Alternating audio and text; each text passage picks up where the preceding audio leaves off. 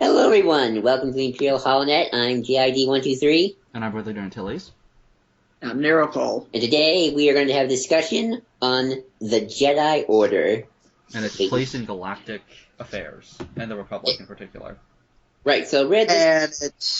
And its presence in those affairs. Exactly. So Red, you wanted to do this topic, so why don't you kick us off where we go? So, every Star Wars fan has pretty much debated before, especially when it comes to the prequels, how involved should the Jedi be with the galaxy? Like a lot of people, when watching the original trilogy, always saw it as the Jedi were just kind of like monks who, lived on like random planets, like they weren't, like they In were order? kind of night people. They were in order, but they weren't like. They weren't soldiers, and I've seen a lot of people complain, oh, well, I took it that they were just kind of like sages, so therefore that means it's a flaw, because it's not what I imagined as a child, based on limited information, because, that makes sense. And I feel like, yeah, the prequels made them much more militaristic, but then again, even Luke's Jedi Order, which was not as militaristic, it was still very involved in Republic affairs once it started to grow and get bigger, and it kind of, once the prequels started to come out, actually became less like the TOTJ era Jedi Order and more like, the prequel stuff, and that's where we get, like, you kind of see the transition between Tales of the Jedi, where the Jedi are allowed to have families, the Jedi, Masters are allowed to train several Jedi at the same time, Jedi train with other Jedi, but then they go and just kind of live on isolated planets and just kind of help out there. They're more like sheriffs. I always got the impression with just the old stuff, in terms of Tales of the Jedi, that whole story was like, as the prequels come closer, the Jedi start to lose their ways, kind of. Well, I mean, not Or as maybe the not prequels lose come their... closer, but more... as we enter that era. Let me finish. More the Friedenat Uprising. Oh, okay. They lost half of their order, essentially, to Exar Kun. That's gonna kind of fuck the Jedi over and make them a lot more aggressive and a lot... Or not more aggressive, but a much more protective and kind of closely knit. Like, because of that, Jedi weren't allowed to have several apprentices at once, because that's one of the reasons why, like, Ulick turned to the dark side and stuff like that, because he was too emotionally close to his master and everything. Though, of course, at the same time, there's the flaw in that, because the reason he came back to the light was because he accidentally killed his brother, and, his brother Kay, and that's kind of what brought him back. Well, even the Darth... Yeah, I haven't finished Darth Bane, sadly, but even those Jedi, well, more akin to what we see in the prequels, do feel a little different to the Jedi we see in the prequels. And I'm not, I'd say they're the Jedi from the prequels, but even more militaristic. They're the Jedi from TCW. Right. Because they all have battle armor. They're soldiers before they're monks. Or before. You got a guy called Lord Hoth. You don't hear a Jedi call himself a Lord. Oh, well, in fact, it's very important, because the Jedi at that time, the reason some of them were called Lords was because they were sent to specific planets to guard them, and they would essentially become royalty, and they would be literally like actual lords and political commanders and leaders of those planets. And Jedi counselors, and also, Cole's been trying to say something, so sorry, Cole. How about you jump in? To bring in the what you guys are talking about, I think what it kind of boils down to is it boils down to the time period, and also in the sense of what the Jedi have evolved to from that time period into the new time period. So this is a question that really depends on what you're talking about. If we're talking about just Jedi in general, the other issue we have to think about is the Jedi have been brought to near extinction how many times now? Okay, let's go through this. What counts as Jedi? The Jedi when they were spelled really weirdly and they were all just on Tython? I consider Jedi the order that we all know. They were called the Jedi Order at that point. But are we talking like Bogan versus Ashla when they became Jedi? Well, Jedi versus Bogan, or like Jedi, like Great Hyperspace War when that happened. Let's just go with Great Hyperspace War, because that's the Jedi I'm used to. Like the 1,000 years or whatever behind. Actually, sorry, yeah. 20,000 years between those two events. Yeah. Okay, so post Dawn of the Jedi. Once the Jedi in that point, over those centuries leading up to the Great Hyperspace War, when the Sith were isolated and they didn't even know what the Sith were. It was just a legend. It was just a wraith. That people heard about. It was kind of like just a boogeyman kind of thing. This empire hidden in the darkest reaches of the galaxy. And at that point, the Jedi were pretty strong, but again, they were very isolated. And what ended up happening was, some explorers find the Sith. The Sith find that, Naga Sadao makes a plan. They show up, and they just wreck the Empress Teta system. They wreck Coruscant. They wreck. I'm forgetting what other planet. They just absolutely crushed. No, they wreck a lot of stuff. The Sith or the Jedi? The Sith. The Sith. Of course, at the end of the war, the Jedi do a lot of horrible things. But we'll get to that. There's different stories where the Jedi are morally questionable, but that's a different story. Well, it is the same story though, because at the end of the war, they bombarded Korriban. Pretty much genocided the whole Sith race. Yep, and committed cultural genocide as well. Yep. Well, then you also have the Mandalorian Wars, even though that's a little more. Well, right before you get kind of to the point where the Jedi become a lot more. Well, I guess they were more of a closely knit order actually during this point, and then they started to separate after the Great Hyperspace War. Like after the Great Hyperspace War, they kind of were spread a little thin because this was after hyperlanes were becoming a major thing, and so because of hyperlanes, the Jedi had to be spread more because the galaxy was growing exponentially and there wasn't enough Jedi. So Masters had to train several Jedi at once, and Masters, would go to Coruscant maybe once or twice in their entire lifetime. And Tython was lost at this point. Tython was completely lost. They forgot even where it was because it's been like 15,000 years since they were there. And you get, I think, 1,000 or 2,000 years later to the Freedom Uprising. And by that point, the Jedi are allowed to have families. They're because the hyperspace lanes, they're a lot more spread out. They're what we see in the original trilogy, what people assumed from the original trilogy, where the Jedi are just kind of like these monk knight guys who live like isolated and are kind of just or they're just kind of almost cowboys in a way, like they're sheriffs of the own towns or planets in this case. And what ended up happening was Exar Kun's fall to the dark side, the Freedom Uprising, and Ulick's fall as well, and then Redemption, is kind of what brought about what I would consider the darkest, but at the same time best age for the Jedi, which was the KOTOR all the way to the prequels era. The 3,000 years, because... I would say probably before the Ruthven Reformations. Well, no, because it's included in the Ruthven Reformations and stuff. Okay. Because it's all right to the prequels. All right. Okay. Because that's how the Jedi changed, where they became more militaristic. Okay. That's what I'm talking about. Because. Well, the Jedi do have like maybe a decrease after the Ruthven Reformations. They have to disband the Army of Light, and Yes, but they still have that approach. Even if they're technically lost their titles and don't wear battle armor, that's still there in their foundations. Oh, okay. They can't shake that. I mean, they still have like memorials to those Jedi and stuff like that. It's always kind of hanging over their heads. Some of them want to return back to that. That's why people like Dooku left in the first place. Right. I mean, we have stuff like the Last 20 as well, but we'll get into that. But back to Cole's thing about how when it comes to the Jedi have almost been destroyed. So that's 2, because of Exar Kun's entire revolution and the Great Hyperspace War. Then, after Ulick redeems himself and everything, and everything kind of goes back to normal. In that 30-year period between this and KOTOR, Mandalorian Wars start up. Yeah. And once again, Jedi are almost getting killed. And the Jedi kind of still have that approach. The Jedi are a little bit more tightly knit after the events of the Freedom Uprising and losing the library world of Ossus and all kinds of other places. And they have a temple again on Coruscant. They've also built one on Dantooine by this point. Tython is still lost. And they've kind of, again, become more tightly knit. And you have the Jedi Civil War. Well, yeah, you get the most important thing, of course, the Jedi not wanting to get involved in the Mandalorian Wars. Yes. And the fact that they're so apathetic, and of course, here's where we get into, for the first time really, the Jedi having military rank. Beforehand, they were just kind of knights who would help out occasionally. Now they are, with Revan and a bunch of Jedi split away, they actually had military rank, right? Right. Yes. I'm asking Cole because he's the expert. So was he actually like a general? Yes. Yes. Crap, what was it? Mitra Surik was a general, and Revan and Malik were too, if I remember correctly. Okay, so, that's kind of, the Jedi, of course, didn't want to get involved, because they were technically like the servants of the Republic, but they didn't really help the Republic at all.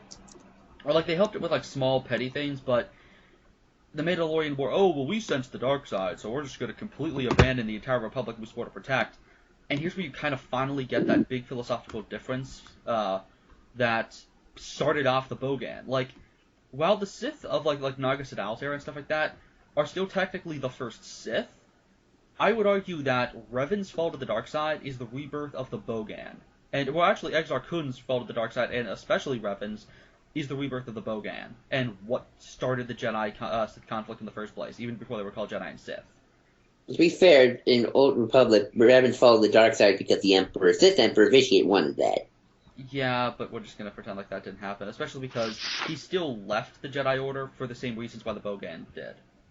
Okay, so you think that's stupid. Yeah, and again, he left the Jedi Order not because he was being manipulated, he left because right. he wanted to fight.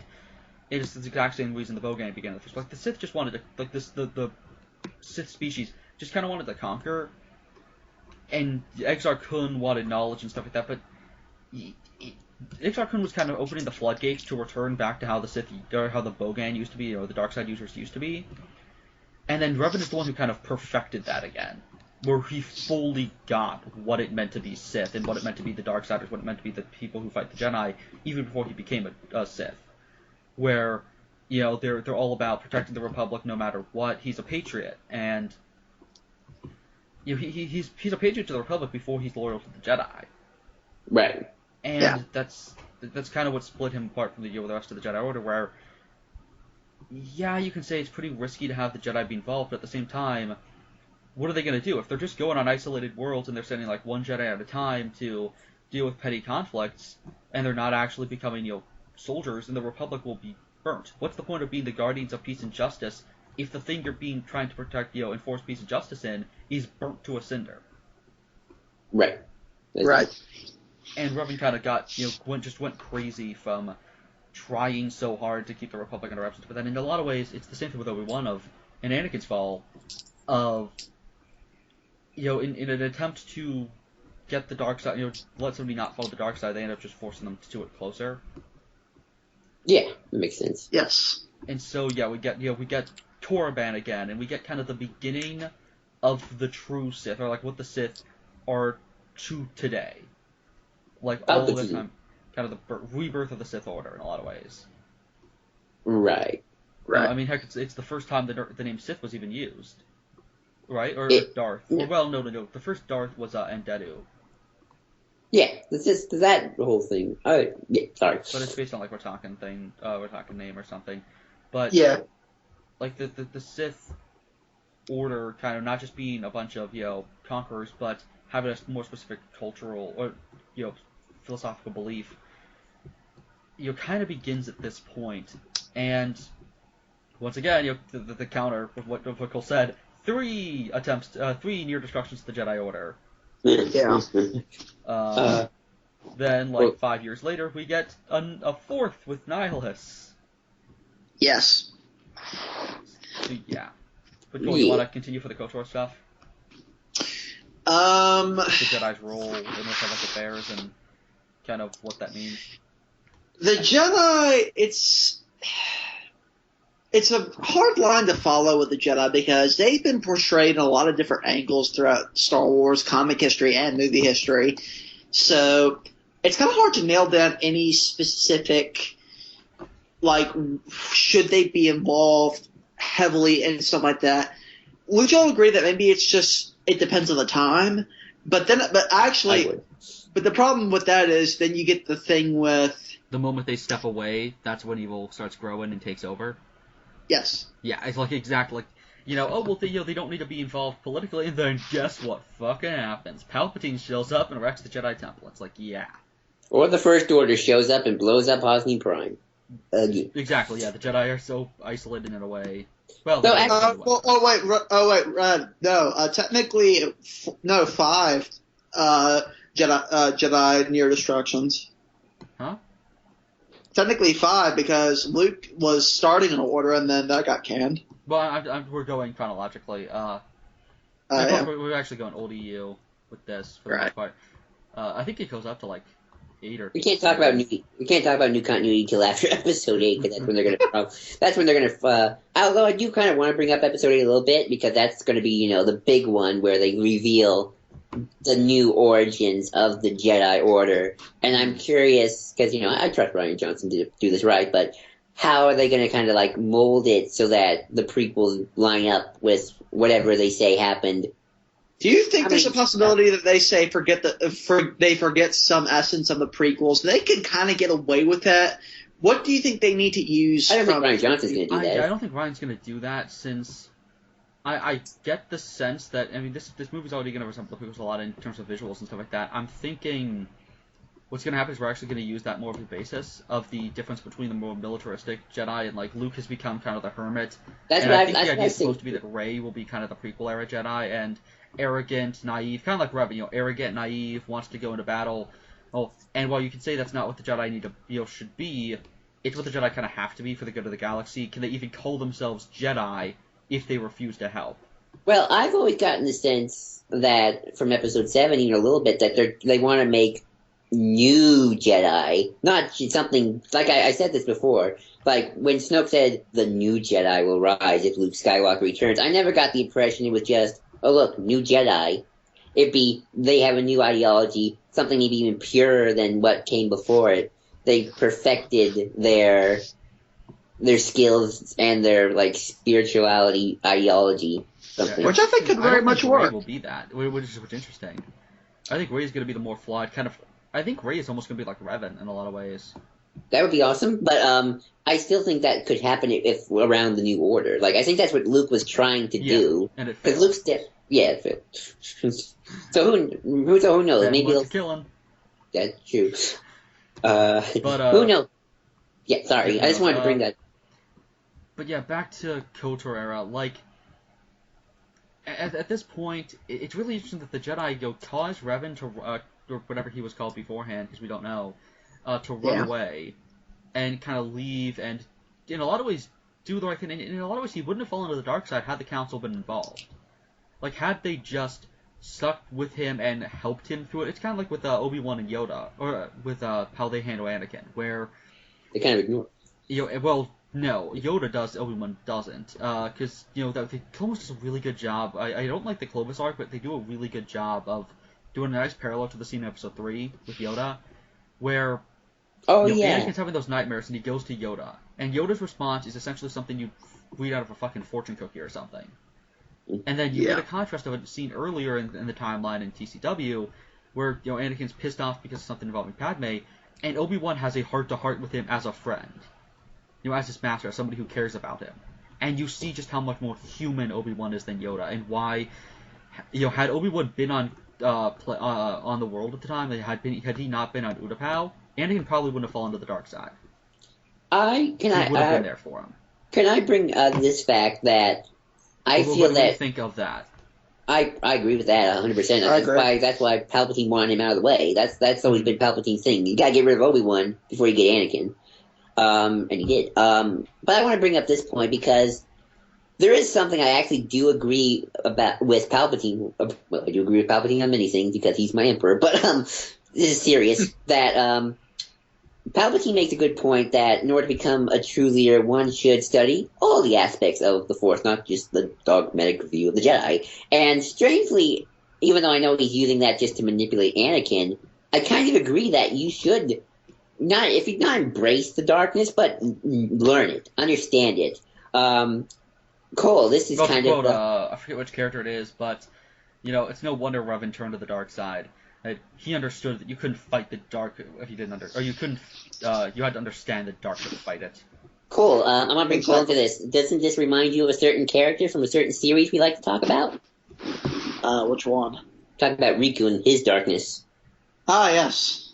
Gotta understand the dark. You gotta, kind of not it's consumed by it, but embrace it. That's just the example. And you get, and that's the interesting thing that I think Star Wars does really well at bringing in very different perspectives on the Jedi. And that's, say what you will about KOTOR 2, that game gives you a very distinct perspective on the Jedi. If you play that game having a very narrow view of the Jedi, you'll walk out of that thinking like maybe they aren't all they're cracked up to be. Maybe they don't stand for justice, and in a way, they aren't. I mean, it's kind of easy to see why Palpatine can turn the Jedi into, boogeymen for the. I mean, as an average person, if there are people with powers, who had armies under their control, I'd be kind of scared too. Like, hey, you got powers. I don't know. It's kind of like the Batman v Superman thing, except they explored a little bit better. Exactly. It's like everybody's getting concerned of what he hasn't done. No one has talked about what they should do, in that sense. Also, so to be fair, there have not episode 1 Valorum, Rusan Reformation Valorum. Hold on. What's his face? Phineas is the... Yeah, that's episode 1. Yeah, I know. That's what I'm saying. I forget. But I'll continue my point while you look it up. Valorum does kind of bring an interesting argument, and I'm not sure if I don't agree because, it was proven wrong. What? Tarsus Valorum does bring up an interesting argument that the reason why the Sith always come back is because the Jedi do have these armies, and sort of like the Sith come back just to counter the Jedi's armies. I mean, he was proven wrong because the Sith came back. Drives where power is wielded in darkness. Exactly. But, it's kind of like that's why the Rusan Reformations happened. And do you want to get into the Rusan Reformations just a little bit, Red? We will when we get to that point. Because, again, it's all, like Cole said, it's very situational. That's true. But back to KOTOR, like, what's really interesting is the Jedi abandoned, like, back to my parallel of, the Obi-Wan Yoda thing. You have, the Jedi Council acting like Yoda in this situation, where, they're kind of all high mighty, and they make a decent point, and they're sort of right in the end, but it's more of a self-fulfilling prophecy, just like with Anakin. And had they been there and acted human and just, or not human, but, personal, things would have been better. Revan might not have fallen to the dark side, or at least they could have combated that, and maybe not everyone would have followed him.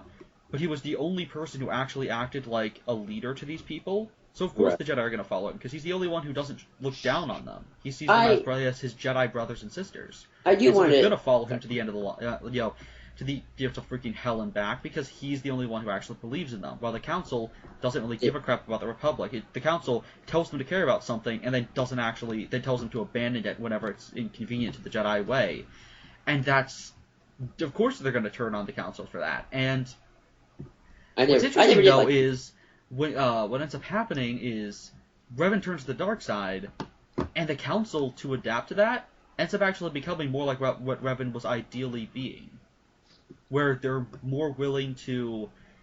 They keep to their ideals, but at the same time they become a little bit more like soldiers and stuff. Like Bastila is still holding to those Jedi ideals, and for instance, they don't try and kill Malak at the beginning. They go to take him down, and defeat him and arrest him. They don't want to kill him. They will if they need to, but they won't. They don't try to kill him.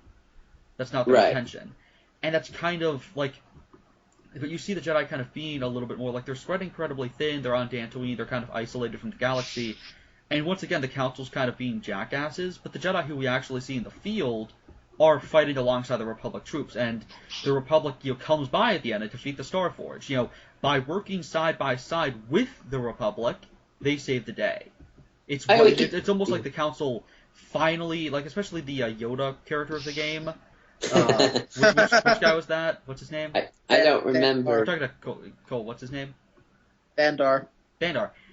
He kind of becomes more like, he kind of almost is fixing the mistake they made in the first place, where they almost abandoned the Republic, and they finally become closer to it, and they work with the Republic to save the day. And, of course, by KOTOR 2, we see that they haven't really learned that lesson well enough. I always feel like when you get into arguments about people about the Jedi, you kind of have to separate Jedi from Council in some cases. Because, I agree with the Jedi ideals, but I don't like the Jedi Council. Like, they're the jerks. They're jerks. Mm-hmm. It's kind of like, would you not agree that it's run by people with agendas and agendas change? Would that be correct here? It's like the Captain America. Well, in a lot of ways, agendas don't change with the Jedi, and that's the problem. Yeah. They're not flexible. In a lot of ways, you could say it's more like, kind of, the Jedi Order at its best is very, militaristic, has more autonomy, It almost is its own like smaller state on its own with its own with a lot of autonomy. While at its worst, it is very much a bureaucracy. Yes. It reminds me of the Vatican a little bit. How so in terms of autonomy? And bureaucracy, yeah, I've heard stories about pure Vatican bureaucracy. Both. Explain your proposed point. I just because the Vatican back in the old days, like it was a state, man, and Well, they it had still is, I guess. yeah, and I don't know where we're going with that. Sorry. Continue your point. I kind of lost my point actually. I don't Let's see where remember. you go with this.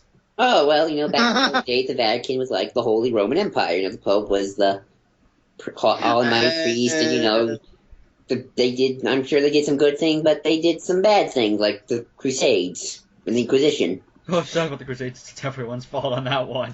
Yeah, that's true. And the other thing about that was pretty much a giant dick measuring contest. That entire conflict. And the other thing about the Vatican, you have different leaders during their time, and that is a case where agendas change. Exactly. That's true. Well, yeah. It's what I was saying about, at its best, especially I mean, you get this a lot with religion where the bureaucracy, is problematic. Where the more autonomy, like it's kind of like with the Jedi, where the Jedi the religion itself is good, and the people within it are good, and they're, they have philosophy, they're good people, and they're right. But then once you get to a higher up who's in charge of all that and his actual command, once you give governmental control, once you give a face, then it becomes problematic, and it's the same thing going on with the Jedi. Well, that's not every leader like bad. We're not saying it's like some of them are, some of them aren't. Well, no, it's a matter of leaders like bad, but it's a matter of giving that leader actual control to enforce people to have their beliefs or whatever. Right. It's a matter of autonomy. You can still have a leader while still having a planet or state autonomy, give state more autonomy. Right. So I guess that's everything for KOTOR. So let's go on to the 300-year gap between KOTOR 2 and SWTOR. That's right. I always forget SWTOR. Like the Jedi in KOTOR are still kind of the Jedi of the Freedom Night Uprising era. They're still that way. And the 300-year point, we really get to the Jedi start to almost follow Revan's, like pre-Darkseid Revan's teachings a little bit. And that's when you get to, in my opinion, the best Jedi. Or at least morally what I think the Jedi should be ideally, all the way to the prequel trilogy. And this is kind of where the prequel era Jedi come from, in a lot of ways. At least at their basis. Which is, they're wearing battle armor. This is when the Jedi start to wear battle armor. Not necessarily in that 300-year period, but they start to grow to that point where they're more willing to do that. Right. And of course the Sith show up again. And of course they're wearing battle armor before the Sith show up. Don't forget that. Oh yeah, the trailers. What's his face? Kael Sendarach is wearing, Jedi battle armor, and Bastila is as well. They're working with Republic troops and everything because your dark times are on the way. They don't know about the Sith Empire that's been building for 2,000 years or whatever, but they know something dark is coming, something bad is happening. They become a lot more protective because after the Mandalorian Wars and everything, the galaxy's become so fractured that instead of doing what they did before and completely separating, they've finally learned their lesson and let the Jedi kind of have more autonomy. They didn't, because the problem is they have two extremes of total just runabout. The Jedi don't really have a centralized, they're not really a military, they're not really a force. Weren't your Jedi chancellors? They're not really a force, they're just guys running around with laser swords doing whatever the hell they want. Kind of, they're good people, but they don't have orders or anything. So they don't have they have authority to do stuff, but they can't get stuff done permanently because they're not part of something larger. Right. One man can make a difference, but he needs an entire group of people to actually keep that difference. I remember. And then you get the contrast I was saying of you have that extreme, but then you also have the other extreme during KOTOR of the Jedi becoming too centralized where they're almost holding back their own forces. Right. Where they're trying to control everything too much. And here's when you get to the point where the Jedi are a unit. And they have a specific ideal, and they have specific ranks, and they have specific, beliefs, and they've talked about it. Each individual Jedi had different beliefs beforehand. Now, you're entitled to your own different beliefs as a Jedi, but there is still more centralized, this is what you can and cannot do. A Jedi can't commit atrocities and get away with it. A Jedi can't completely become apathetic. There's the risk of those things still happening, but it's a centralized power but it has total autonomy, or not a centralized power. It's almost like a centralized state with its own autonomy. Like, Well, actually, the Jedi did have chancellors. Remember? yeah, but all the Jedi were chancellors until Valora. War. Right. So that's as much a state as you get. Yeah, and what's interesting though in that period is, well, not in that era. Not in that era. Remember, because the Chancellor in SWTOR is a female Twi'lek. Oh, that's right. Oh, okay. When they say you're thinking of Darth Bane, right? Yeah. Okay. You're wrong. Sith conflict you're talking about. That's from they mean from the point where Lord Khan happened, or sorry, not Lord Khan. When Darth Ruin became, or when Phalian or whatever his name is became Darth Ruin. Okay, sorry. They're talking about the new Sith Wars. No, Right, that's a fair point, because that does definitely have to do with that. That's important. Well, it's called, actually, the SWTOR conflict is called the Great Galactic War. Exactly. Well, the new Sith Wars are the conflict with right. Ruin. Right.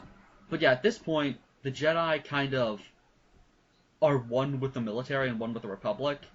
And here's where we kind of get very much what happened in the prequels and stuff like that. And here's where the big part of the debate I wanted to get into. Should the Jedi be actually involved in the military? I would say yes, because they make darn good generals. For one thing, just from a tactical point of view, I would like a Jedi on my side. I would say, wouldn't you agree? Let me bring up the point. Do y'all think they need limitations in the sense they need people looking over them to give them, what's the word I'm looking for? Give them a base. Yes. Yeah, I mean, we see that with in the Imperial agent storyline in SWTOR. There's a Jedi who's been given total autonomy by the Jedi Order, like absolute autonomy. He can do whatever the hell he wants. He doesn't even have to follow like other Jedi's orders. He doesn't have to listen to any other Jedi. Well, that really sounds like a bad idea. He has, and he kind of goes evil. And then at the end he redeems himself, or not redeems himself, but he accepts his death and has a really nice death thing where it's like, you're about to kill him, and he just says, "There is no death, there is the Force," and he gets shot. Yeah, you gotta have some oversight, be it the Senate. I mean, who like, well, it's sort of like the bureaucratic stuff, but more like there's the bureaucracy of the Senate that never gets anything done, and then there's the chain of command within the actual military itself. But like within the actual military itself. It's sort of like that scene in Dark Knight. Like it says, when Harvey Dent goes, "Who appointed the Batman? We did. Who appointed the Jedi?" Well, just like with Harvey, we did. The galaxy required help, and so the Jedi need to be there. Right. Because the Jedi are, they're just like Batman. Exactly, you're right. And then, like, but then again, Batman can be whatever the galaxy, or Batman can be whatever Gotham needs him to be. The Jedi are the guardians of peace and justice in the Republic, and they have to adapt to whatever that entails. Although, to be fair, like the Jedi, you either die a hero or you live long enough to follow the dark side and be the next Dark Lord of the Sith. Mm. And it gets to a point where that's really complicated, but at the same time, it's a difference of hold to your ideals or completely, like you have to run the risk of becoming, evil, but also there's also the risk of becoming too apathetic. And it's not a matter of what's a greater sin. And I'd almost say, what would you say on that? Which one's greater? Oh, well, that's hard because, like, the galaxy doesn't always need to be so militaristic all the time, even though every time it tracks back. I think we've seen proof that it does. Well, yeah, that's true. I think, it's at a point where... I mean, to be fair, that's just the nature of fiction for you. Yeah, but, I mean, they're always there. That is true. That's true, but you can understand why the Rousseau Reformation was popular. I mean, I'm going far, I know, but that was just like a band-aid solution that was intended to change over time. So I guess that was a temporary fix. Right. I mean, you were supposed to change that. Never did anything. The problem with that era, or the thing that people were worried about, was that the Jedi had had more control. Like the Jedi had autonomy within the Republic, within the Republic military. The problem was they were the Republic military during the Rusin era, like during the battles of Rusin. That's true.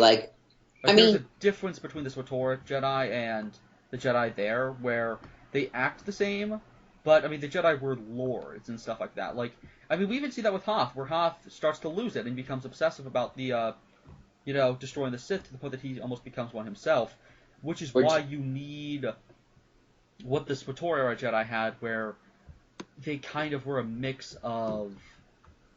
You should also have like good non-Force user officers in charge as well. That's what I'm saying. A mix of the Jedi leaders and people like Jace Malcolm and that Mon Calamari Admiral and stuff like that. Like, you kind of see the Republic troops and Jedi working together in SWTOR. Like, you see, Steel Shan is always around like Jace, and the hero of Tython is around that Mon Calamari guy, and like, you have people like Havoc as well. Like, the Republic, it's every citizen of the Republic fighting against the Sith. That conflict brought the Republic together. It wasn't the Jedi and volunteer troopers, versus, the Sith and their volunteer troopers. It was the Republic as a whole. It wasn't the Jedi, because the Republic almost meant nothing during the battles of Rusin. Like, the Republic was just kind of there, and the Jedi were fighting more for the Jedi's sake. Like, it was Jedi versus Sith. In fact, it's really poignant that the title of the comic that's about the Rusin Reformations, or sorry, not the Rusin Reformations, that takes place during the Seventh Battle of Rusan, that's like a tie into the Bane novel, is called Jedi vs. Sith. Right. It's not, it's all about we need to kill those Sith bastards. We need to kill those Jedi bastards. It's not, it's not protecting the Republic. It's destroying the Sith. Yeah, okay, if you bring that... Which is where they kind of lose themselves in SWTOR. Where in SWTOR, they're standing for the Republic. They're protecting that, system. They're protecting everything they believe in. For that, the Jedi are one with the Republic military and one with the citizens, and it's really interesting how the battle of the New Sith Wars separate the Republic or almost make the Republic the Jedi's bitch. Even if the Jedi don't want it that way, it almost happens by accident. While the Great Sith or the Great Galactic War almost brings the Republic together. They're not the leaders of the Republic. They're not controlling the Republic. They are one with it. It brings everyone together. People who hated each other, entire systems that used to be at war with each other for centuries, are working together to defeat the Sith. It's giving them a common enemy. It's almost, it's kind of like the end of Dark Knight Rises in a lot of ways, where these people that these factions that were fighting, or almost like Lord of the Rings, where these people that fight each other constantly are working together because they have an enemy that's greater than them, and working together is what ends up saving the day. Who's insane is all heck. Huh? Vitiate. Who's insane is all heck was Vitiate. Exactly. So yeah, I would work with my great enemies too to defeat Vitiate. But yeah, I understand like that. So the main point you want to bring up here is that the Jedi shouldn't be one single thing. They should work with others. I think from what I'm to understand, that's part of what makes the Jedi work the way they have at their best. You think of it like this, Cole. Think of it as like you have a Jedi army and a Republic army, and in the New Sith Wars, it's kind of like, even though it's technically the same thing, you have a Republic army which the Jedi are a part of. Well, in the New Sith Wars, you have a Republic army that is completely slaughtered by this point, and a Jedi army that's all that's left. Right. Which, to be fair, that was 1,000 years of war, so no shit it's going to end up like that. It's, once again, it's better integrated, though. It's a bad thing that happened because of 1,000 years straight of war. The only reason there was an Army of Light was because all the Republic troops were dead. That is true, but I feel like... It's once again going back to that, whether it's good or not isn't the point, it's how it got there. Right, but during the Great Civil War, it was more integrated. Yes, they were one singular unit, because obviously they fought together for 30 years. And I mean, I suggest to a lot of people, watch the completion video of the SWTOR setup clips. I love those clips. Galactic history. It's brilliant. It really sums up that. And in a lot of ways, they did the Keldorian Jedi Master's name I always forget.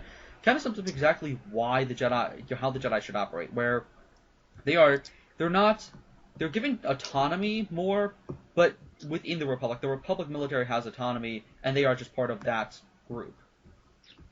Right. And it's again more situational where the entire Republic kind of loses everything. And I mean, after the war, during the Cold War, they pretty much lost half of their systems.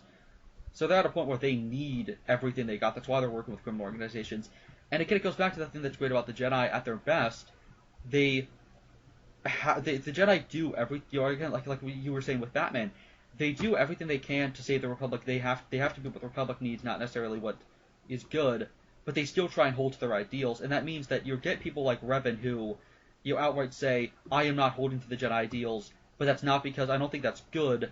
SFW made a great point with Revan and Grey Jedi, and in which great is Revan's not a Grey Jedi in the sense that most Grey Jedi are, where most Grey Jedi are like Jolee Bendo, but where they just completely run away and like hide to live on on Kashyyyk for years.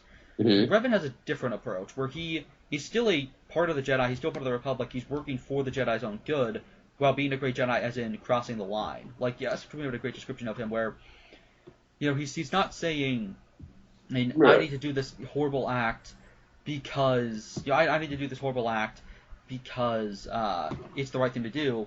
I need to do it because, I know that this is wrong, I know that I'm crossing a line, and I know that with crossing that line, I lose a part of my soul, but to not do it would be unconscionable. Right. And what's great is then you have to have it's almost like the populist versus centrists, where in the Ispator era, where you have a leader like Mon Mothma, or in this case Satele Shan, who is able to hold to those ideals and hold to what the Republic needs at the same time. And just through Satele's strong leadership, the fact that she's somebody who everyone can rally behind, nobody can hate Satele Shan. Right. And that's what brings the Republic together. And without her, the Republic starts to fall apart when she exiles herself. It's kind of like with Batman. He quits for 8 years, and the Republic starts Galactic, Gotham starts to fall apart. Our Dark Knight Rises commentary is going to be amazing now because we brought all this up. Plug to that. Yeah, so we talked everything we need to in the SWTOR era. Should we head on to... I think we've already talked everything we need to for SWTOR and for this great Sith War, or the new Sith Wars. All right, so on to the 1,000 years of peace, or whatever, the Golden Age of the Republic, is post-recent Reformations. Because the recent Reformations, again, as we were saying before, short-term. Very, short-term and very dependent just on the situation. Right. They're there because so many planets became disenfranchised. They're there to get planets within the Republic again, not to completely kind of give up on stuff. They think the Sith are completely gone. They do have peacekeeping measures, but they're problematic at this point. Where it's all kind of a manipulation by the Jedi, and it's all something that was meant to be a temporary thing becoming dogmatic, or not dogmatic, but becoming almost worshipped in a way. Yep. Pretty much, it's like. Yeah, I think we've said a lot of post and Reformations already, but we can talk about the I guess is leads to the Jedi we see in the prequel era. Yeah, like how they were right beforehand is also an ideal way the Jedi should be of. They're not fighting like a grand enemy, and there's no standing army of the Republic, which, how do we feel about that? I always thought that was a stupid idea. Yeah, I mean... Like, no army for the Republic, or... Well, no, they didn't have a grand army, which is fine, but they didn't even have a standing one. Yeah, I think a standing army was just what they just need. Like, you kind of need a standing army at all times when you're trying to protect, like, billions of planets at the same time. Yes, exactly. If you have no armies, you cannot save the planets. Are you listening, Mon Mothma? Are you listening? It's funny to see Joel say that, where you wouldn't expect that, but it's like, no, in this situation, it is completely necessary. Yeah, I'm not stupid. You need a centralized standing army. Well, it wouldn't be centralized in that case. Oh, okay. I mean, the army itself would be, but I guess it wouldn't be under total governmental control. Because that's the problem we run into a lot of cases, is if you centralize it too much, then the military becomes the tool of whatever the government wants. That's true. Rather than being a debate between the actual people on the field, it can become inhuman, almost because there's a separation between, the field and the people giving orders. That's true. But still, you need a standing army or something. Oh yeah, totally. Yes. Again, are you listening, Mon Mothma? I don't even know what the New Republic is. Right before the prequels, or like right when the prequels were, during that era, the Jedi, stop wearing battle armor, they stop being as militaristic, but at the same time, you start to, like, about 50 years or so beforehand, really start to get to the point where you realize they kind of do need to return to those ways.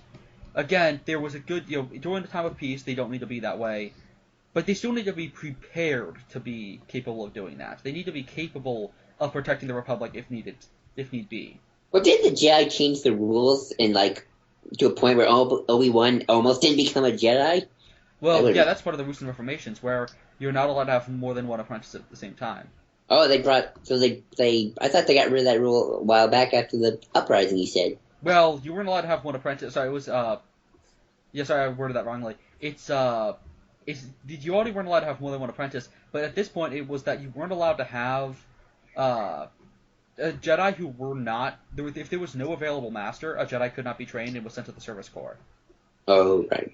Meaning they would essentially grow up kind of resentful. Yeah. Like they pretty much just bred an army of Dark Jedi. And so yeah. And they didn't even make them into like police officers or anything. They just like wouldn't have been so much better. And Evan Nova pointed this out, or Jen Schreier or somebody, like why not just have them be like cops on Coruscant? Obi-Wan is a cop. So cool. That would be cool. Well, we got a glimpse of that in episode 2, so that would totally work. Which is episode 2. That's how the Jedi. That's kind of how the Jedi worked in that era, where they weren't the militaristic. There wasn't a war at that point yet, so they weren't militaristic. So the Jedi don't necessarily have to be militaristic at all times, but they have to be able to be whatever the Republic needs them to be, while still holding. They need to be adaptable. Yeah, which of course is dangerous and challenging. But it's kind of a matter of we've seen how apathetic the Jedi Order can be, and when they become become totally apathetic, more horrible things happen. Like when they become apathetic, you don't just get people falling to the dark side; you get fucking like entire revolutions of Jedi becoming Dark Jedi. Yeah, you get twice within 30 years. Or you get a purge. Yeah, and so you kind of get the Jedi who they're not wearing battle armor, they're not as aggressive. But they're still kind of intergalactic space cops. They're kind of like the Green Lantern Corps. That's a good example. They're not just a peacekeeping force. They are a little bit more,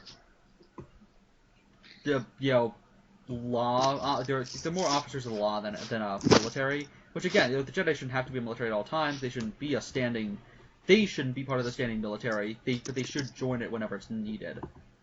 Yeah, I agree with that. I'd agree. But again, they're more. In this area, the Jedi are given more autonomy. So beforehand, they would have had to go through a bunch of paperwork just to send a Jedi to deal with a single planet that's under attack. Now they're a little bit more capable of not having to go through the Senate to send a Jedi out to deal with something. If a Jedi does something wrong, they'll be held accountable. But they're through the Justice Department. Exactly, they're more involved directly with the Chancellor. So if the Jedi, you do see that though sometimes like Anakin and Obi-Wan, and this is where I think the Dooku's problems come in, where they do start to have to, like as time goes on, the Wooster reformations become too, like unsustainable. Well, yeah, and they kind of almost like worshipped as like. This is cardinal law. This is the Bible. And this is Batman '89. You must always follow this rule. And what ends up happening is, they have to go through the Senate for everything. So planets will be under attack. Planets will be being, harmed by you'll get a blockade over a planet, and only 2 Jedi are sent to deal with it, and the Republic doesn't even seem to give a damn. Well, that, if you don't have a standing army, then you let the Trade Federation build private militaries. But even without that, they're barely sending any Jedi. Not even do they not have a standing army, but they're not even assisting in many disputes. An entire planet is being cut off by a fucking army, and you don't even send more than 2 Jedi, and they only do it as a matter of, finally, shut up or send some Jedi. How is that good? That's the problem with super centralized government, is you get to a point where everything becomes so bureaucratic that nobody actually helps anyone. Yes. And did you say something? Balance. Yep. Yeah. No. Basically, the Jedi need to stand for balance, and they need to act it. Yeah. If you don't act balance, then there can't be balance. And the problem is, it's almost like they're giving planets autonomy, but not autonomy at the same time. They're giving them autonomy, but more. It's almost like the problems with centralized government through giving people, they're not actually part of the Republic almost. The mid-rim worlds are kind of just screw them, who cares? Same with the outer rim worlds, where it's they're giving them autonomy. They're acting as if, look, we care about you, planets. We're giving you more autonomy. We're letting you be, we're not getting involved in your affairs. But it's really just an excuse to keep them out of the core worlds. Republic is a core worlds only club. Exactly. They're almost like using that as just an excuse to not have to deal with other people's shit. And that's not right. That's not what the Jedi stand for. That's not what the Republic stands for. They spit in the face of everything they were supposed to be, everything they were supposed to represent. Like, again, back to what I was saying about, Mon Mothma, kind of the whole, you need a strong leader who can put entire systems together, not necessarily, don't give the Jedi and the Republic military total control, but you need people who will be able to step up and get people to rally. Where, like, Empress Teta, there's an entire system named after her, and, like, she had brought together several systems that were warring, and there was, like, a revolution that the Jedi helped her out with. And as soon as the Sith attacked, she got the revolutionaries who were trying to kill her people to join her in fighting the Sith. Like, that's how strong of a that's what a strong good leader does, is they bring people together when need be. And that's kind of, the Jedi weren't being able to do that right then. They become so dogmatic, they become so narrow-minded, they become so apathetic. So with the Republic, and that's why Dooku left, was because tons of his his Jedi brothers and sisters were just getting slaughtered, because it'd be like, oh, there's an entire militia like trying to take over this system. Oh, send a couple of Jedi. The Trade Federation blocked Naboo. Exactly. And what ended up happening? They sent a couple Jedi. Well, no. What ended up happening in relation to Dooku? Oh, well, he left out of the order after Qui-Gon got. Yeah, his Padawan pretty much son of his gets murdered, and they wonder why he fucking left. And just, he'd been through so much shit. I mean, the Mandalorians were going on more crusades, and they were having a civil war, and it was tearing these people apart. Oh, well, that's Mandalore. They used to be our enemies, so therefore, let's not, really care. And then they finally do care once it's too late, and they end up getting manipulated into killing the good people in the conflict. They end up slaughtering the true Mandalorians, and Jango Fett, is the only survivor. They cause more destruction because they don't get involved early enough. What were you saying? Let me ask you this: do you think the Jedi need some sort of limitations, not necessarily in the battlefield, but just in how they operate? Yeah. Get rid of the Jedi Council. There's one idea. Well, but yeah. Reform, people, reform. Yeah, you get to a point where I feel like what's weird is in terms of like boundaries and stuff like that, they didn't have many like. That's the problem. Is both ways have been tried and they both went bad. So they picked the least shitty. Well, I would say the approach to go for is give them autonomy, but don't give them more autonomy, but then don't have because it works with autonomy. That doesn't mean it's not like a Leviathan state where everyone leads the rules themselves. When you give a state more autonomy, it just means that it deals with its own affairs. There is still a centralized leadership. It's just they are their own leadership instead of somebody who's so distant. Like somebody in the White House. It's not gonna be somebody like in the White House, states away, controlling what happens without them actually giving a damn. Oops, they went off, but.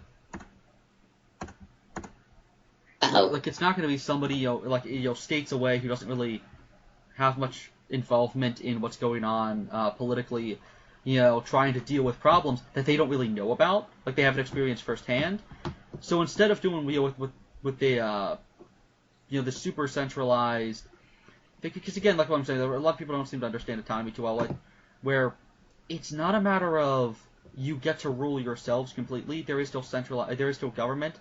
It's just the states, whatever state that is its own government, and it can be replaced, but with actual foundations. It can't just be, I am higher up, therefore you will be replaced. And I think that's what the Jedi needed to do, where instead of having the council, because the problem is, they have autonomy, but then within that autonomy, there's too much centralized government. Instead, it should be linked up where maybe... You elect the council? Well, not re-elect. Well, have the council be elected. That's what I just said. Oh, I thought you said re-elect them. I mean, no, elect. Yeah, elect the council for God's sakes, because elect the council. It's the same problem with the. It's funny because they're pretty much doing the exact same reason the Jedi aren't allowed to have kids, which is so that it's the same reason priests were allowed to have kids, which is that if there's a family line, it might have a monopoly, and that's what's happening. Is the same like-minded Jedi are always in charge of the council. Because it's always the exact same people, they pick who gets to be on the council. Yoda, in his dogmatic ways, gets to choose every single Jedi on the council for 800 years. Really think about that. Imagine if a singular government official got to pick every single senator for 800 years straight. Don't pick the Supreme Court to me. Yeah, that would be very dangerous. At least there they croak. That's true. Like, at least in there, we have people, like, actually, there's a chance of, if you, like, it's not a singular person with a singular belief system controlling every single person who's in the court. That is true. That's true. Like, they need to have, I'd say also get the Senate more involved in the Jedi affairs.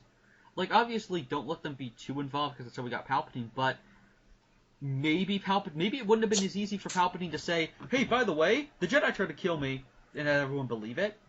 Maybe if the Jedi worked closer with Palpatine and weren't as, like, shady and weren't as openly, we don't like you, Palpatine, or, like, we don't like the Senate, maybe the Senate wouldn't have been so quick to assume that maybe you're trying to kill him.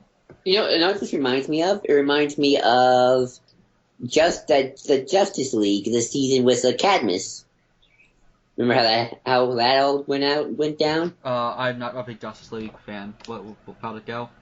Oh, basically, well, the people weren't trusting the Justice League because, for one thing, they had a giant space station above them with a giant super laser. Yeah. They were always above them, and nobody trusted them. And then, of course, at the end, it all went downhill. Lex Luthor, manipulated everything, yada yada. Kind of like a Palpatine thing going on. Except at the end, the Justice League decided to reform. They built a base on Earth. They had an emissary, kind of, with the government. Yeah, that's how it should be. Where you still have autonomy, but the point of autonomy isn't that, because the problem we always run into is when we give power back to, like, the state. The problem you always run into is the government of that state just becoming another overbearing government. Like, instead of the White House being, like, you run the problem in the real world of, like, instead of the White House being kind of like the big brother organization that's manipulating that's controlling everything. It's the government. You run the risk of, once you give autonomy, you still have to make sure that there's actual, like, democracy within that, instead of it being, okay, now the state gets to rule itself, and then instead of it being the state running itself, it becomes whoever's in charge of the state doing the exact same thing the government was afraid of with themselves. Right. They're just trading up one overbearing kind of big brother thing for another. Pretty much. And it's what the Jedi need to fix is, don't replace the council with, like, the problem is they always are like, oh, well, they're either the bitch of the council or they're the bitch of the Senate, insteed of being a democracy. Elect the council. Yeah, exactly. Or there's not enough Jedi to do a whole, like, a Athens assembly thing. Yeah, the Athens assembly thing is the same thing of, what happens wrong with the Senate of democracy, or, sorry, bureaucracy. It's true. It's not inherently a bad thing, but it always screws up when it comes to the Jedi. That's true. And have a liaison with the Senate, like something. Exactly. And I mean, that's what sucks is they do that only so that they can spy on the Chancellor. Have a neutral guy. Yeah, and it's like, I just, the problem is, again, like I keep saying, give them autonomy without just replacing, without having that autonomy just mean that there's another, arguably even more overbearing, thing. Or, I don't know, have like a 2-man Senate, 2-man Jedi commission thing. Mm-hmm. I don't know. I'm just spitballing here. I'm spitballing.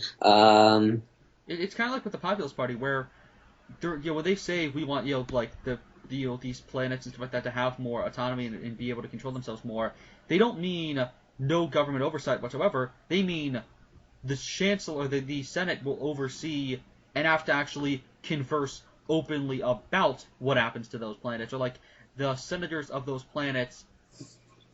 Again, it's just a smaller democracy, so that matters will be talked about. I mean, it's the same thing that happened with the Wilson Reformations, where the problem, the thing that they fixed was, beforehand when the Wilson Reformations were made, Core Worlds got more votes. Well, the problem was there was only like 200 senators or something.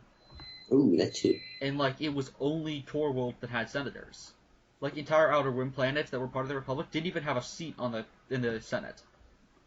Yeah. And I think that's the problem the Jedi run into is it's just bureaucracy to a point of absurdity where you don't actually have you don't have representatives of everything or it's just a bunch of people yelling at each other without actually dealing with the problems themselves. While there should be oversight, but that oversight shouldn't come at the cost of actually helping.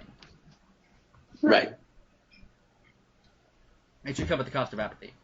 Right. So, As Kodor 2 always said, apathy is death. yep. So, do you want to talk about move on to Clone Wars now? Well, I think we just talked about that, but yeah. Well, that's when the Jedi do change a little bit, at least from a they TCW become more standpoint. militaristic. You can wear they armor. battle armor again. And in that case, I've seen people say that that's what destroyed the Jedi in that era. I don't think so. I think once again, the Council being so shady is what destroyed them. Instead of, again, be more like Mon Mothma or Satil Shan, where you're open. Like, almost get people to, autonomy doesn't mean, autonomy can come off very shady if it's just, as, okay, you rule yourselves, and then you come off like you're, oh, shit. But, like, instead of, it's, instead of, like, hold on, shit. Still recording, but I lost the connection. Sorry. Actually, I think it might have been somebody else's. Oh no, there. Wearing battle armor again. And this is what I think you see the Jedi in a more... Let's talk about General Grell then. I hate General Grell. What, you hate General Grell? He's awesome. I know, but he's a jerk. He's a kid. But, yeah, but I got cut off. Where did I get cut off? You were talking about autonomy some more, and... Yeah, like, it can come off shady if, That's it. If, like, if it seems like, okay, we want autonomy, and then they just kind of hide away in the background, dealing with their own affairs. Like, as Castrophobe brings up, and, the thing, that can lead to planets enforcing, like, slavery and stuff like that, or controlling their government thing. And I think that's the problem is, people assuming that about, giving autonomy like the Jedi, oh, that would mean they'd have total control of themselves. That's not what a small state is. That's not what that's trying to be. The point is supposed to be there is still oversight, but it's what Mon Mothma did, where it's transparency to get to that point. Like, I think basically what you're saying, but it's transparent. It's working on whatever's happening with the people. Where everyone gets a say in that, but instead of because if everyone gets a say at the exact same time, and there's only one chancellor who's in charge of every single goddamn planet, then 500 people, from 13,000 planet, 10,000 planets, are part of the Republic, and 500 people are all at the same time having having problems. You're only gonna focus on major things. Things like Naboo are gonna slip by, and entire planets are gonna suffer. The point of autonomy, or more autonomy in a smaller state, isn't so that nobody can control what's happening. It's so that stuff that's happening, stuff that's too trivial for the main major single fucking senator in charge, single chancellor in charge of 10,000 goddamn planets, isn't going to have time to deal with one single planet that's just a small world in the mid rim. And so more autonomy, more control for the Jedi and stuff like that means that there still be oversight. There has to be transparency along with autonomy, so that it has to run the risk of those planets instead of being you run the risk of those planets again becoming so isolated or doing some shady things in the background and nobody can do anything about it. That's why it has to come to the part you have to be as open as possible when you have more autonomy like that. And that's what the Jedi needed to do. But instead, they wanted more autonomy, while at the same time, they also wanted to be centralized within that group, which just comes off like they're doing shady things, which they were, because they were spying on the Chancellor, and keeping the fact that the clones had well, they didn't go about the inhibitor chips, but they kept the fact that the clones were created by They did at the end. They did by the end. No, they didn't. No, but you're right. They knew that Dooku made the clones, though. Yeah, they knew that Dooku made the clones, and they knew it was made by a Sith Lord, and they didn't tell anyone. Right. And so they needed transparency. Again, what I say with ideally, with more smaller stating, more government, less oversight control from a singular chancellor who can get everything done. You can't get everything done with 10,000 planets. Are you saying that Chancellor Palpatine, the greatest chancellor, can't get everything done, mister? Doesn't want to get everything done. That's why I voted for him, dang it. But yeah, the problem is, like, stuff like Naboo will slip through people, like, Valorum. Finis Valorum was a good Chancellor, but he couldn't deal with everything. He couldn't deal with stuff like Naboo because he's dealing with 15 other conflicts, elsewhere.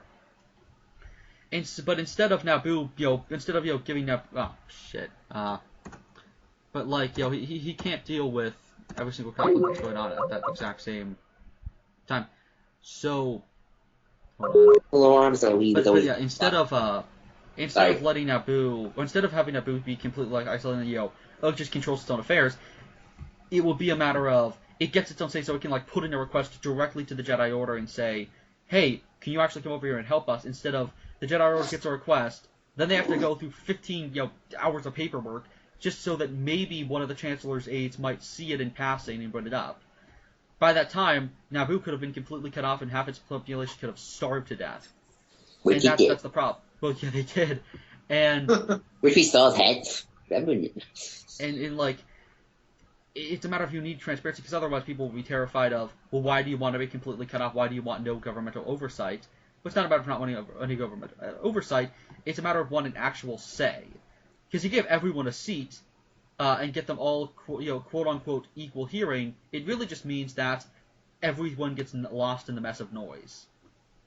Right. Everyone gets to talk, and nobody gets to say anything at all. Really.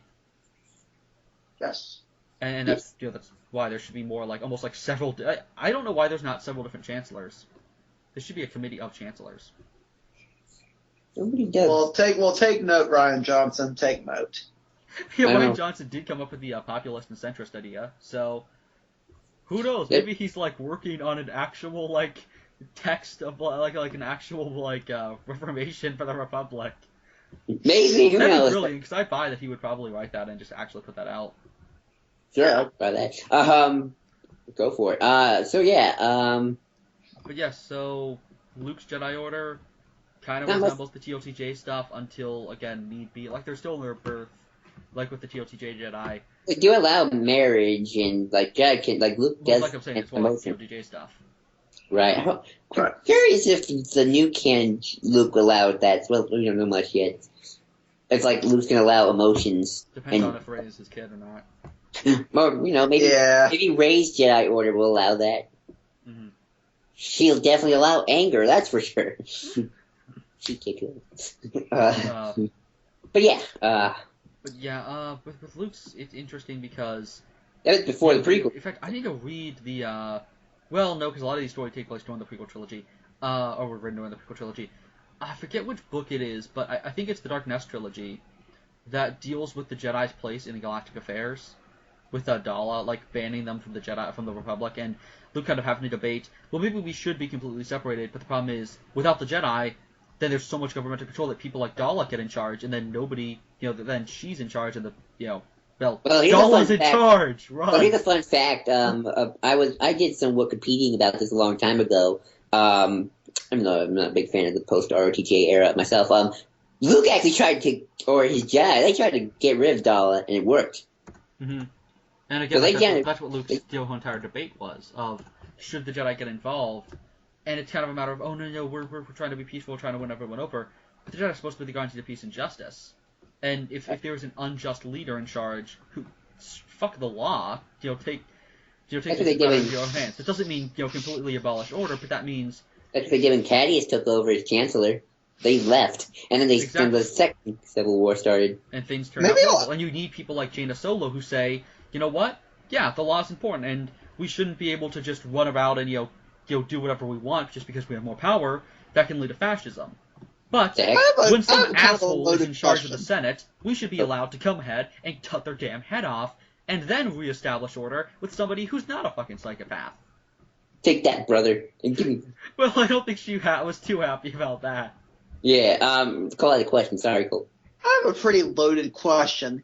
Is the concept of a Jedi, the fact that they stand for both peace and justice, a concept that's like perfection in the sense that you can never truly reach it? Well, there's nothing wrong with trying to be perfect. What's interesting is they're not about the peace thing. Mace Windu even says this. The Jedi aren't really about peace. They're about justice. They're about the Jedi don't fight for peace, we fight for justice, as he said in Shatterpoint. And I suggest to everyone, read Shatterpoint, read Shatterpoint, read Shatterpoint, read Shatterpoint, read Shatterpoint. Read it right now. Like, it's on. I think you get the audiobook on YouTube. Just get it, like, ASAP. It's amazing. And he makes a good point of, and I'll try and find this line, that the Jedi aren't about, like, you guys keep talking. And one of the reasons I asked that is, it's the other question is, how do we know when they're going too far? How do we know when they're not doing enough? Right. Like I said before, it kind of depends on the era, but also the era might have different limitations and different expectations on said things. Sometimes you might need more extreme Jedi. Sometimes you may need a more laid-back Jedi who's willing to take things in stride. It's like what Iron Man said. In Cap's like, agendas change. And Tony's like, yes! And that means differing opinions. Yes. But I found the quote. Jedi do not fight for peace. That's only a slogan. It's misleading as slogans always are. Jedi fight for civilization. Because only civilization creates peace. We fight for justice because justice is the fundamental bedrock of civilization. An unjust civilization is built upon sand. It does not long survive the storm. So you're telling me that Obi-Wan was quoting the slogan the whole time? Jedi, we are for peace and justice. So basically, if there is corruption, the Jedi have to go against the law. Like, the Jedi should stand. The Jedi shouldn't have total control and be able to do whatever the fuck they want. But at the same time, if there is corruption, if there's injustice, not because of actual governmental control they are given, but because it's kind of like what Batman says in Dark Knight Returns, and you gave up you gave the power that should have been ours. Like, we sacrifice certain freedoms to fight that for security, but the problem is when somebody takes that too far, then we step up. You don't do that at all times. You don't completely abolish order, but when order goes too far, that's the Jedi. It's the Jedi's duty, not legal duty, not not militaristic, not military duty, not duty as citizens of the Republic, but duty as the keepers of peace and as people who are capable of standing up for justice. It's their duty as living beings who can make a difference to make a difference and to stop people like Dahl and to stop people like Thrawn and to stop people like Palpatine, whether it's legal or not. That's what they have to do. That's what the Jedi are supposed to be. And just Mace Windu's awesome. Like, can we just agree that Mace Windu's the best Jedi? Read Shatterpoint. Honestly, I don't want to read Shatterpoint. That book just does not appeal to me at all. What do you mean? It just has nothing I'm interested in. It has Mace Windu being badass and saying all kinds of cool, badass one-liners. But I'm not interested in that. I'm interested in a bunch of imps sitting at a desk being all nuts. That is my type book. You kind of need the madness in contrast to that. I mean, what's interesting is it kind of explores those themes through them being in a jungle and stuff like that, and what that means, and everything. There's cool metaphor stuff. Could it be possible that the Jedi as a concept varies? Yes, I mean their code Probably. varies. I mean, let's look at the difference between the Jedi code originally. They changed their codes? They changed their code? The original code was emotion yet peace, ignorance yet knowledge, passion yet serenity, chaos yet harmony, death yet the Force. Ooh. The later code was there is no emotion, there is peace. There is no ignorance, there is knowledge. There is no passion, there is serenity. There is no chaos, there is harmony. There is no death, there is the Force. They come from a suggestion to being a total extreme. Like, there is no emotion, instead of emotion yet peace. I like the first code better. Exactly. I think we're going to call this video Red's Jedi Philosophy 101. Exactly. Yes. That's what and you, just for if you name this video that I will hurt you, Red. What? Philosophy. If you do not name this video that, I will hurt you. By the way, just for random shits and giggles, peace is a lie. There is only passion. Through passion, I gain strength. Through strength, I gain power. Through power, I gain victory. Through victory, my chains are broken. The Force shall set me free. Sorry, I had to say my code, just because I felt dirty saying the Jedi code. At least the Sith are consistent with their code. Well, no, not always, because Nuwal Tash Dzwal A Soltukun. Are you trying to speak Sith? Yes. Are you speaking Sith? Yes. Is that the same? That was me trying to do my best imitation of Nihilus, but that's a different story. No, wrong black speech. Is that Klingon? No, that's black speech from Lord of the Rings. Why did I think that was Klingon? Why do you think that's Klingon? It's always like... No, this is That's It cool. sounds like you're sneezing. But yeah, so... I think we've exhausted the topic. Well, not really exhausted. We've opened the floodgate to 15 other topics that we should probably do out in the future. Probably. Yes. We should totally do a contrast between Jedi and Sith codes and stuff like that later, but this is more political in nature than philosophical. We can, well, and we can just go over the history of the Sith too while we're at it. So, Johnny and Steve, please give us what your interpretation of the Jedi is. You know, Steve's is just... You know Johnny's going to be the Jedi are awesome, then Steve's is just going to be fuck the Jedi. Sith rule. Sith rule, Jedi rule. Sith rule, Jedi rule, yeah. That'll be the description for this video. Sith rule, Jedi rule. Make it the description, Red. Make it the description. Yeah. So, final thoughts? Or did we already give our final thoughts? I'll get my final thoughts. The Jedi need to be adaptable. The Jedi need to stop being so stringent all the time. They need to allow more autonomy and elect their council.